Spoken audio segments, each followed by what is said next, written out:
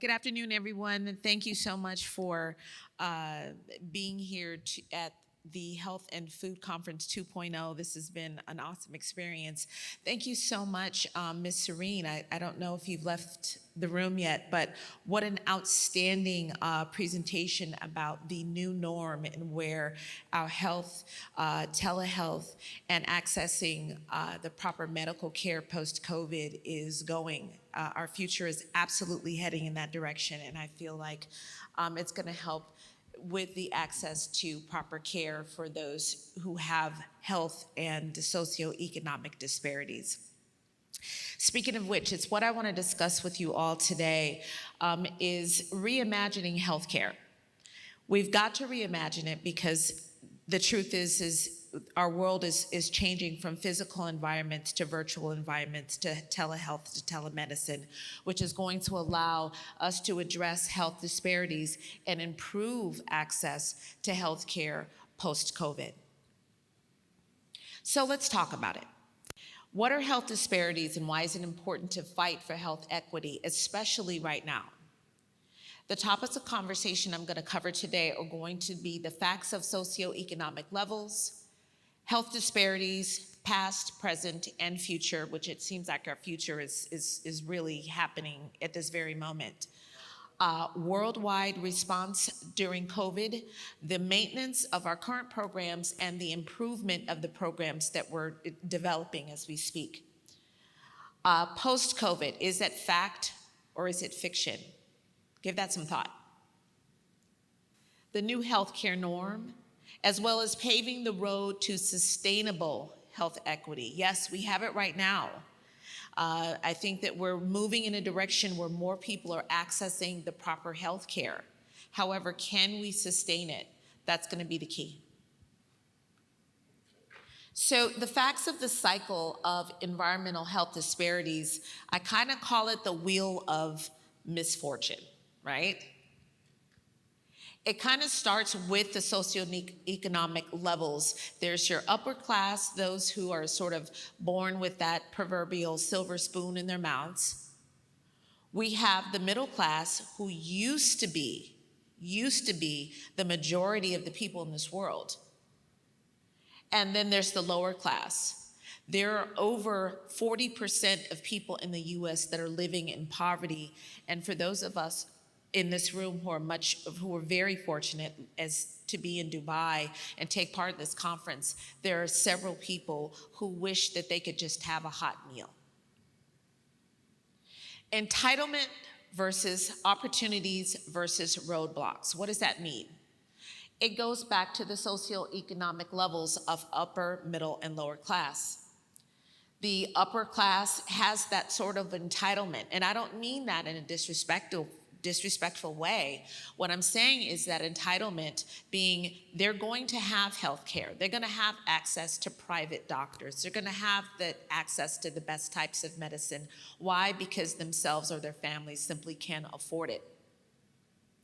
Opportunities. Well, opportunities could come to those who may be in a middle class sector and are able to access local colleges to further their education, which would then promote them to higher social status and being able to start businesses, become entrepreneurs, or rise the corporate chain to become executive level VPs. And then you have roadblocks. It's really simple to determine what a roadblock is, right? If you're living in a rural community, if you're living in a village, what are the chances that you have transportation to get to a college where you could increase your knowledge so that you can climb that corporate ladder or become that entrepreneur? The chances are slim and none. Although they are possible, they are slim and none. Those are the types of roadblocks that I'm referring to. The effects on accessing public and private healthcare, most of us have general health care, right? You know, you can go to the hospital, you have general health care, eye, ears, and nose doctors, that can prescribe you, you know, the old take 2 of these and call me in the morning type situations. Most of us have access to general health care. But when you talk about specialized care, we're referring to We're referring to cancer doctors. We're referring to those who may be, gynecology or, again, brain surgeons, heart specialists, cardio doctors. In that sense, are specialized healthcare professionals. The economical environment or the impact on our environment has a lot to do with access, residential characteristics, residential options or lack thereof, healthcare risk factors, and then you have compounding factors such as limited educational services, limited health services, limited social environments, limited transportation, things of that nature. Even simple things, limited access to food, to clean water. Transportation is probably the biggest thing, but as Serene mentioned, and that's why I was so impressed with her presentation, that telehealth is sort of mobilizing to reach these communities to improve the access that we need to healthcare. The truth is, healthcare is becoming a part of information technology. When we think about information technology, we're thinking our smartphones, our smartwatches, the Teslas that drive themselves. I don't know that that's particularly safe, but it is an option these days. It's just becoming a part of information technology, and it's something that we have to recognize as a sector of information technology is going to become healthcare, or actually is healthcare. Healthcare disparities, the future of it naturally is going to be in healthcare, information technology. However, the past speaks to limited access. It speaks to community resources and the concern for the fact that we don't have that. Now, let's be honest. There has been socioeconomic impasses, levels that have been present for a long time that we hadn't had to address until the pandemic. We all know that there are always someone doing worse than you, if you will. They don't have the access that we have to general needs, food, water, clothing, education. But the pandemic has shined a gamma ray light on the fact that we've got to all create a healthcare equity so that we can all access healthcare, simply because if you and I are able to access healthcare and we can, get treated for our ailments, get treated for COVID, et cetera, and the person next to you that you may run into who doesn't have access to healthcare ends up contracting COVID or even the common cold, if we're not protecting ourselves and everyone else who needs access to healthcare, right, then it becomes cyclical. The cycle continues to grow and grow and grow, which I believe is the reason that there's been so many mutations of the COVID-19 variant, because everyone does not have equal access to healthcare. This is very, very important. Preventable differences in the burden of disease, injury, violence, or opportunities to achieve optimal health care that are experienced by socially disadvantaged population is the definition of health disparities. Health equity, on the other hand, that simply means when everyone has the opportunity to attain his or her full health potential, and no one is disadvantaged from achieving this potential because of social position or other socially determined circumstances. That is the road that we need to pave to get us to the place where all of us are able to access excellent health. It should be equal across the board. I'm sure Serene can probably speak to this, and this number is probably far off at this point, right? But just in the first half of 2021, 15 billion with a B has been spent on digital health industry funding. That is critical. What is mind-blowing to me is that we tend to be a reactive society instead of a proactive society. Maybe these funds should have been spent a long time ago, or at least a portion of that, right? It may have prevented some of the outbreak of COVID-19. Telehealth and healthcare presentations are effective and have emerged as communications tools that can be used to treat patients, to provide healthcare, to provide extra medicines that are needed, to do diagnosis, to keep social distancing something that is important as it is right now in the wake of COVID-19 and the spread of such. Additionally, it creates an opportunity to develop healthcare partners. You have both medical and non-medical partners that have forged teams to go out and be mobile and provide services to people that have limited access to transportation, to the medical health that they need. And it should not depend on your socioeconomic status. It should depend on whether you are a human being who needs healthcare.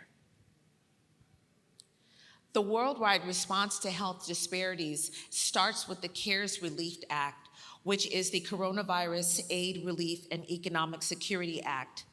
$2 trillion have been allocated by the government for relief for workers, families, small businesses, and different industry sectors to try to help us with the wave that has affected every last human being on this planet when the pandemic hit. As I mentioned, the medical and non-medical response partners have started to band together. They realize that it's not just doctors who are able to help the community. As a matter of fact, there aren't enough doctors, hospitals, as we've been hearing in the news. Hospitals are at capacities, hospital staff are at capacity. So we're now needing to count on non-medical partners to come in and sort of pull in the reins and be a source of assistance for doctors and medical staff so that we're able to access the health care that's required. And it's important that we maximize technology. We've just heard an amazing presentation from Serene on how we're maximizing technology, how it's moving forward in the future, and hopefully we will continue on that same path so that when the next wave comes around, because it's not if, it is clearly when, we'll be prepared. Again, maximizing technology simply means individualized information, personal care. This is not a one-size-fits-all situation. You're going to need individualized care, prescriptions. You know, everybody doesn't need the same thing. It has to be personalized, has to be individualized, and customized for each person. It also creates a sense of patient empowerment. Having access to our own records, being able to keep up with our health and know that it's important for us to stay active with our health as well as the health of our families and friends. And it also allows for quicker service delivery. Let's talk about the time that it takes to get to the doctor. We're not talking about just transportation. First of all, you got to get out of bed. Then you've got to put your clothes on, then you get in the car, then you get to the doctor's office. You know, you say, hey, my appointment was at 3 o'clock. At 4:15, finally someone comes and says, okay, it's your turn. By this time, you've become sicker by the moment. Well, with telehealth, telemedicine, we don't have that issue. You start a Zoom call, you've got a doctor across from you, you describe your symptoms, they ask you a few questions, they prescribe a medication. Many times those medications can be delivered. You don't even need to leave your house for them. This is going to help us slow the spread of the coronavirus and other diseases that are affecting our communities. We're reaching for a new healthcare norm. Well, what is the norm, right? Right now, we're at a physical patient interaction status. Some of that is not going to change. Okay, emergency room visits are not going to change. Okay, you're going to need critical health care responses that are going to be provided at a hospital.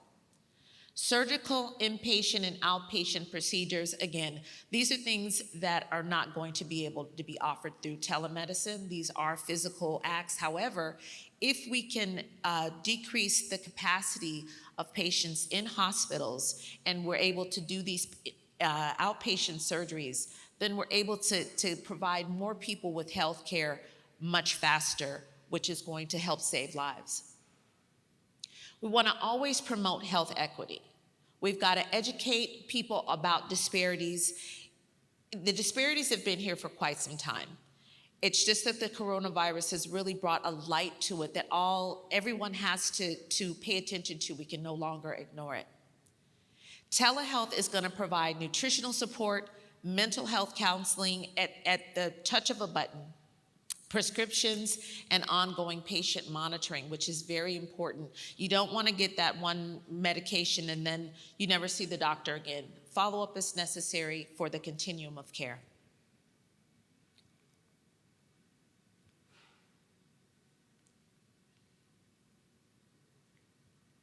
Okay, our clicker's not working.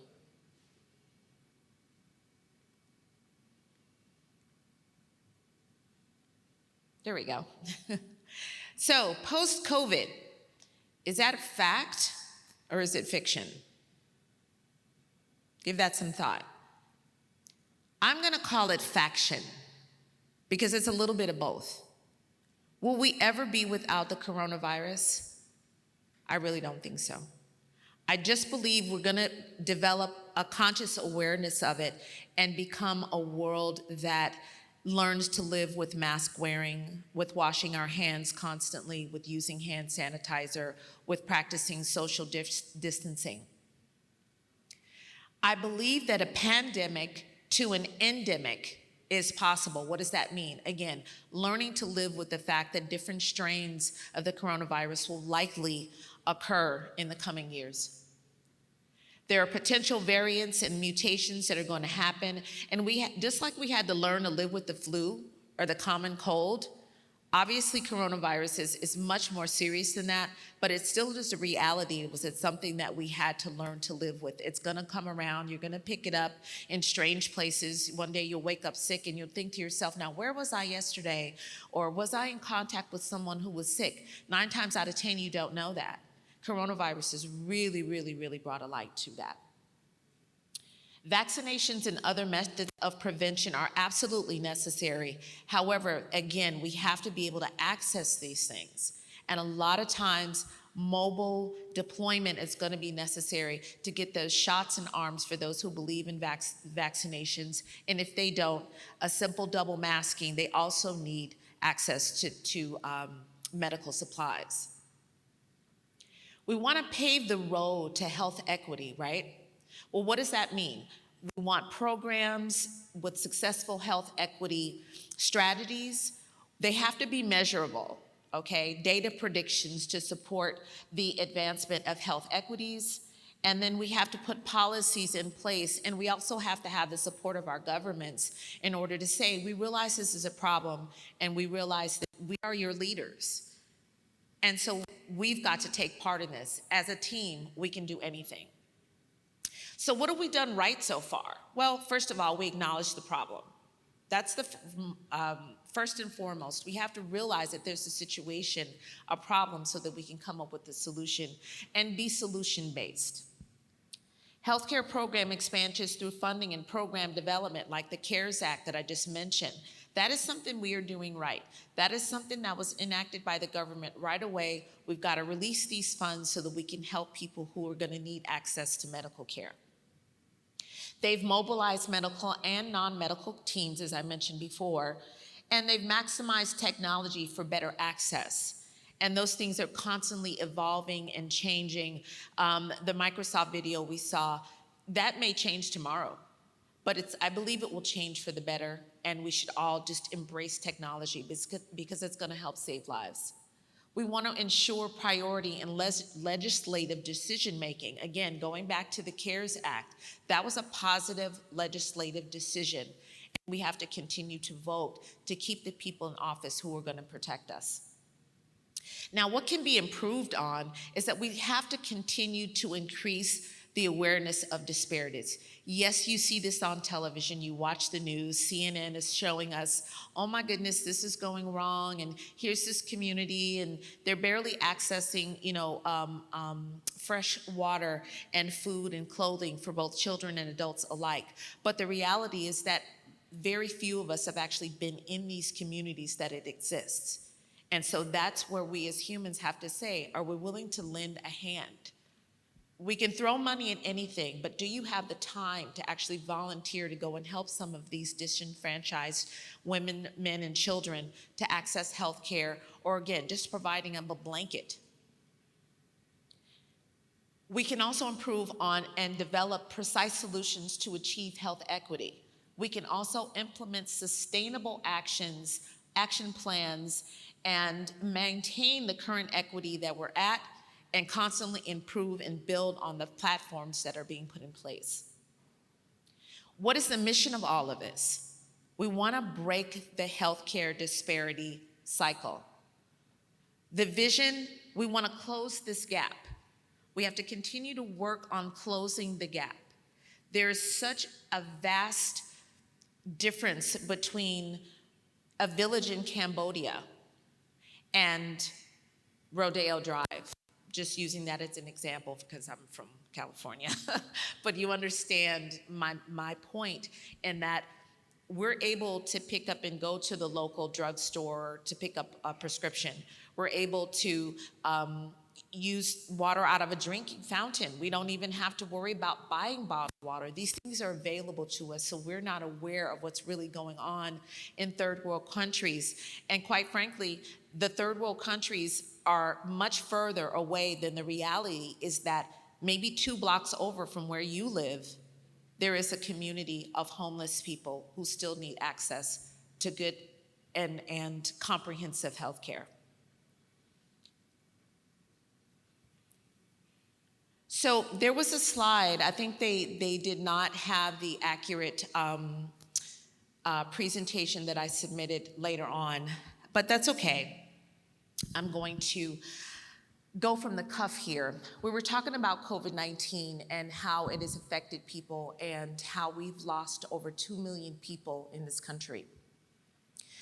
I unfortunately had COVID-19 come into my home and take my mother away from me on February 13th, 2022. So I stand in front of you today as one of those people who has experienced loss from COVID-19. I understand that had we used the tools known as telehealth, that it may have saved her life. Had we not had to wait for 13 hours for her to get admitted to get a bed once we got to the hospital, it may have saved her life.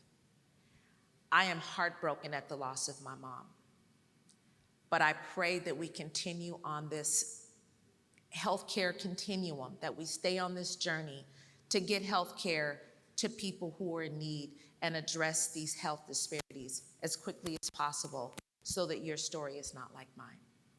Mom, this is for you. She was supposed to be here on this trip for me to watch me receive my award yesterday, and I opted to come anyway to stand in her honor to say, let's keep fighting for telehealth. Let's keep fighting to bridge the gap between people with socio-economic disparities, and let's bridge the gap to get good health care for everyone. Thank you guys so much. If you have any questions, please ask.